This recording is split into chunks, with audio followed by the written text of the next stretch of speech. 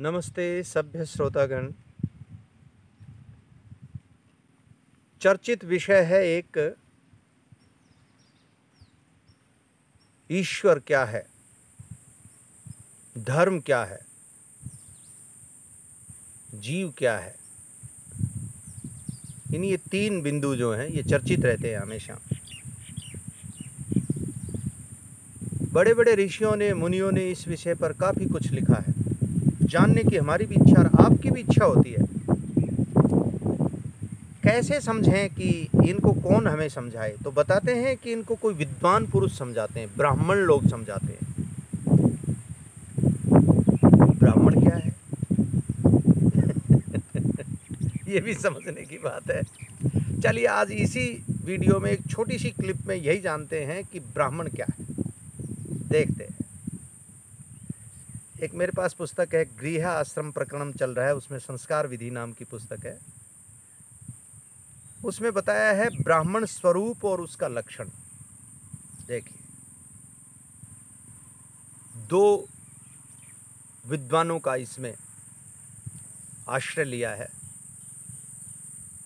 एक श्लोक तो धर्मशास्त्रों से ही हैं दोनों, गीता से भी लिया है, मनुस्मृति से भी। ब्राह्मण के लक्षण क्या है, ब्राह्मण कौन है, उसका स्वरूप क्या है। देखिए,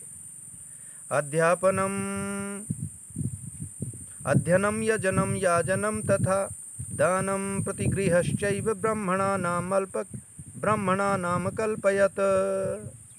क्या कहा? नंबर 1, निष्कपट होके प्रीति से पुरुषों को और स्त्रियों को पढ़ावे।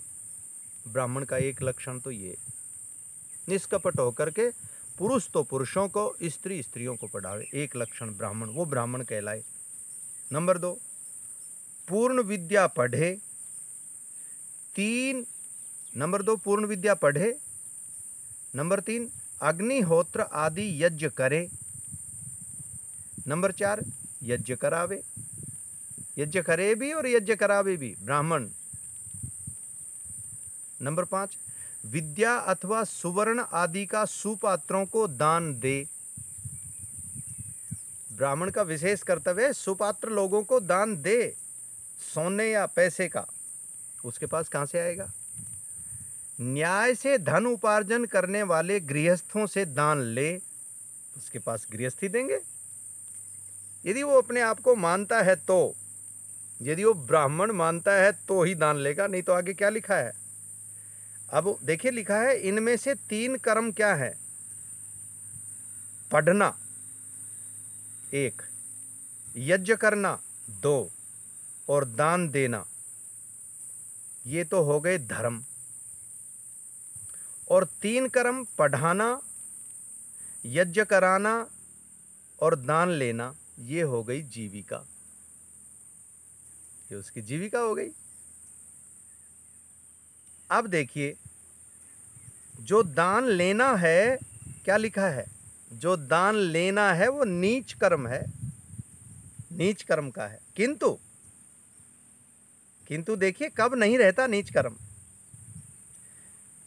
पढ़ा के और यज्ञ करा के जीविका करनी वो उत्तम है। इसलिए दूसरों के लिए कोई राय नहीं, शास्त्र क्या कहता है इसको समझना है हमें।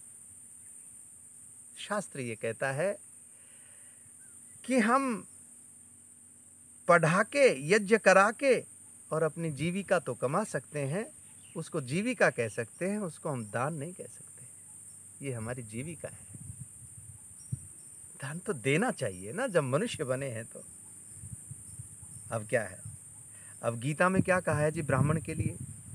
शमोदमस्तप शौचम क्षांतिरार्जवम एव च ज्ञानम विज्ञानम आस्तिक्यम ब्रह्मकरम स्वभावजम। मन को अधर्म में न जाने दे, किंतु अधर्म करने की इच्छा भी न उठने दे। श्रोत्र आदि इंद्रियों को अधर्म आचरण से सदा दूर रखे। ब्राह्मण के लिए गीता में कही गई बातें हैं जी ये। दूर रखे, धर्म ही के बीच में प्रवृत्त रखे। ब्रह्मचर्य विद्या योगाभ्यास की सिद्धि के लिए शीत उष्ण, निंदा स्तुति, क्षुधा तृषा, मान अपमान आदि द्वंद्वों को सहे, राग द्वेष मोह आदि से मन और आत्मा को तथा जल आदि से शरीर को पवित्र रखे, शांति, क्षमा अर्थात कोई निंदा स्तुति आदि से सतावे तो भी उन पर कृपालु रहकर क्रोध आदि न करना। बड़ा मुश्किल काम है, आसान नहीं है जी। 100 रुपये कम दे दे तो झगड़ पड़ूंगा। यद्यपि मैं ऐसा काम करता नहीं हूँ। मतलब नहीं तो चुगली हो जाएगी, फिर दे देते जी, उनको भी दिए थे मुझे भी दे देते। बड़ा मुश्किल काम है साहब ब्राह्मण होना। अर्थात कोई निंदा स्तुति आदि से सतावे तो भी उन पर कृपालु रहकर क्रोध आदि न करना। आर्जवम, निरभिमानी रहना। दंभ, स्व आत्मश्लाघा अर्थात अपने मुख से अपनी प्रशंसा न करके नम्र सरल शुद्ध पवित्र भाव रखना। और ज्ञानम, सब शास्त्रों को पढ़ के विचार कर उनके शब्दार्थ संबंधों को यथावत जानकर पढ़ाने का पूर्ण सामर्थ्य करना। विज्ञानम, पृथ्वी से लेकर परमेश्वर पर्यंत पदार्थों को जान और क्रिया कुशलता तथा योगाभ्यास में साक्षात्कार करके यथावत उपकार ग्रहण करना और कराना। आस्तिक्यम, परमेश्वर वेद धर्म परलोक परजन्म पूर्वजन्म कर्मफल और मुक्ति से विमुख कभी न होना। ये 9 कर्म और गुण धर्म में समझना। सबसे उत्तम गुण कर्म स्वभाव को धारण करना। ये गुण कर्म जिन व्यक्तियों में हों वे ब्राह्मण और ब्राह्मणी हों। विवाह भी इन्हीं वर्ण के गुण कर्म स्वभावों को मिला के करें। मनुष्य मात्र में से इन्हीं को ब्राह्मण वर्ण का अधिकार होना चाहिए।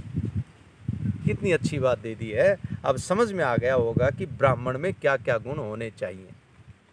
परमात्मा करे हमारे देश में ब्राह्मण लोग पैदा हों। ईश्वर करे ब्राह्मण लोग हमारे देश के औज तेज को बढ़ाते हुए इन गुणों से युक्त हो जाए। तो ये थे ब्राह्मण के लक्षण। अगली वीडियो में फिर किसी एक दूसरी चर्चा के साथ उपस्थित होंगे। धन्यवाद, नमस्ते।